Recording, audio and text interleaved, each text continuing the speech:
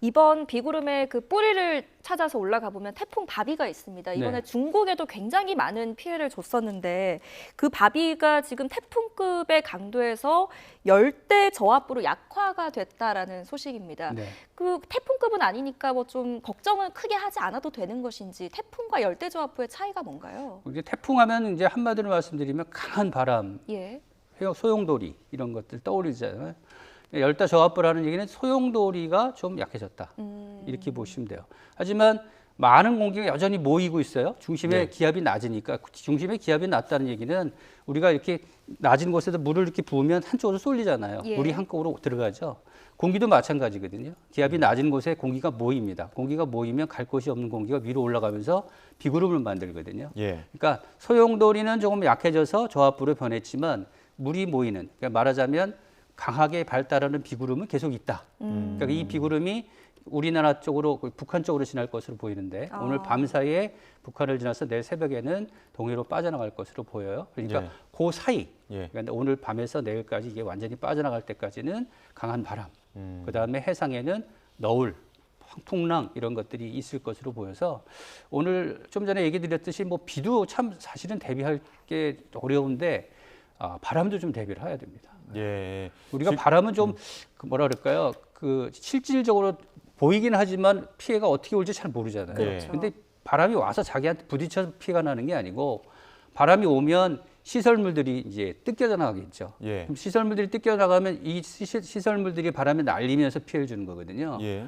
근데 오늘 밤에 예보가 나와 있는 게 이제 시속 50km에서 어느 곳은 이제 강하게 불 때는 순간 최대 한 90km 정도의 순간 돌풍이 예상이 되고 있어요. 그래서 현재 저 그림에서 보듯이 강풍 예비특보가 지금 주로 해안 쪽하고 비가 많이 오는 경기 북부 쪽에 나와 있거든요. 그러니까 열대 저압부가 완전히 빠져나갈 때까지는 강한 바람이 이어진다.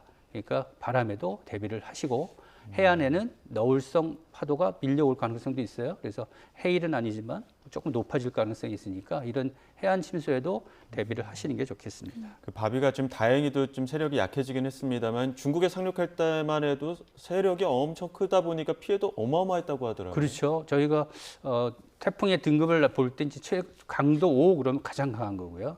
그다음 강도 4, 강도 3 이렇게 되어 있는데 강도가 한 4 정도만 돼도 뭐 달리는 기차를 정말 밀어서 넘어뜨릴 정도의 위력이 있고 그다음에 막 나무들 이 돌멩이들 이게 막 날려요. 그러니까 그런 피해가 물론 뭐 국제적인 호우는 우리가 태풍에 의해서 비가 온 경험을 해본 결과는 2002년 루사가 우리나라를 지났을 때 870mm의 비가 왔거든요. 그러니까 중국에도 아마 그 정도의 비는 아니지만 500mm 이상의 비가 온 곳이 많을 거란 말이에요. 그러니까 이렇게 많은 비가 한꺼번에 쏟아지면 물이 배수가 잘 안 되니까 침수가 되겠죠. 그다음에 조금 전에도 말씀드렸듯이 강도가 4 정도 되는 게 중국 안으로 들어가도 강도 3으로 약해졌다고 해도 뭐 웬만한 가로수들 뿌리채 뽑을 수 있는 그런 성질은 아직 남아 있는 거거든요. 그리고 이제 목조 건물 약하게 지은 목조 건물들은 이렇게 흔들릴 수도 있고요, 지붕이 날아갈 수도 있고 이러기 때문에 이렇게 강한 태풍이 중국에 들어가서 점점점 약해지고 있어서 그나마 조금 피해를 줄이고 있지만 아직은 그래도 강도 2, 1 정도의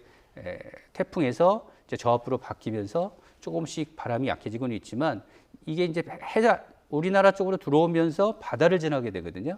바다를 지나게 되면 아무래도 수증기도 모이고 그다음 그 태풍 북쪽에서 찬 공기가 내려오면서 불안정도 심해지고 이런 것들이 다 겹치기 때문에 오늘 밤에는 중국에서 일어나는 만큼의 피해는 아니겠지만 그래도 많은 비 또 강한 바람이 이어질 수 있다. 그러니까 내일 오전까지는 철저하게 대비를 하시는 게 좋겠습니다. 네, 저희가 방금 자막으로도 나갔지만 이 열대저압부 경로가 이제 북한을 통과할 것이라는 전망이 나오면서 뭐 북한에 비가 많이 내려도 걱정은 되지만 특히나 지금 북한에 비가 많이 내리게 되면 그 상류의 댐을 무단으로 또 방류할 가능성이 있어서 그 접경 지역에 있는 우리 북한에 비가 많이 내리면 아무래도 물이 모이는 곳이 있겠죠. 네. 물이 모이는 곳이 있는데 우리나라 접경지대는 강들이 좀 있어요. 뭐 임진강도 있고 한탄강도 있고 그다음 북한강 북부도 있을 수 있고요. 이런 곳에 비가 오게 되면 결국은 비는 북한에서 내리지만 그 비가 더 많아지고 크게 밀려오는 곳은 우리 접경 지역일 수 있거든요. 그러니까 임진강이라든지 한탄강은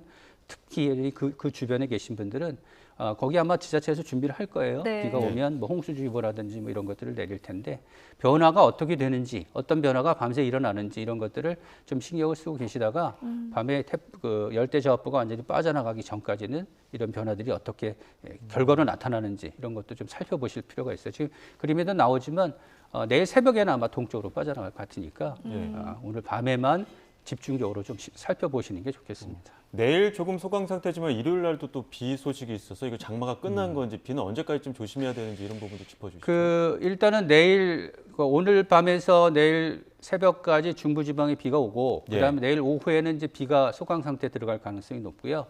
그런 다음에 이제 이 비구름을 좀 남쪽으로 밀고 내려가는 찬 공기가 좀 나타날 것으로 보여요. 폭염도 조금은 주춤할 것 같은데 어찌 됐든 간에 이렇게 남쪽으로 비구름을 밀어내기 때문에 목요일, 금요일은 남부지방에 비가 올 가능성이 높습니다. 근데 이 목요일날, 금요일날 내리는 비도 국제적인 호우 가능성이 있어요. 이거 대비를 하셔야 되겠고 또 주말쯤 되면 또 다른 비구름이 이제 서쪽에서 발달하면서 들어와요. 이 비구름이 들어오면서 남부지방부터 시작해서 점차 중부지방까지 비가 확대될 가능성이 높습니다. 그러니까 이번 주 목요일, 금요일은 남부지방에 계신 분들은 좀 조심을 하셔야 되겠고 그 다음에 주말 이후, 그러니까 다음 주 일요일과 월요일쯤에는 전국에 많은 비가 올 것으로 보이는데 아직은 뭐 좀 먼 시점이라서 정확히 어느 정도의 비가 내릴지는 모르지만 역시 그 주말에 내리는 비도 북쪽에 있는 찬 공기와 남쪽에 있는 더운 공기가 서로 세력 다툼을 벌이면서 생기는 비구름이고 그다음에 발달할 수 있는 가능성이 있기 때문에 다음 주 초까지도 장마 전선의 영향으로 비가 온다 이렇게 생각하시면 될 것 같습니다.